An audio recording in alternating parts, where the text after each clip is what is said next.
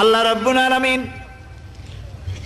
কোরআনে কারীমের ভিতরে নবীজির নাম একটি বারের জন্য নাম ধরে তাকে ডাকেন নাই, বরং তিনি বলেছেন তোমরা পরস্পর পরস্পরকে যেভাবে নাম ধরে ডাকাডাকি করো আমার নবীকে সেভাবে নাম ধরে ডাকবে না।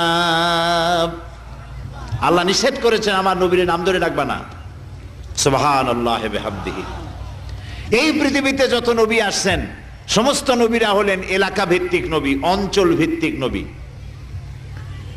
এক এক এলাকার, নূহ আলাইহিস সালাম এক এলাকার, মুসা আলাইহিস সালাম আলাক এলাকার, দাউদ আলাইহিস সালাম আরাক এলাকার, এরকম এলাকা ভাগ ভাগ করা। কিন্তু মুহাম্মদ সাল্লাল্লাহু আলাইহি ওয়াসাল্লামকে আল্লাহ রাব্বুল আলামিন কোন এলাকার জন্য নবী বানান নাই।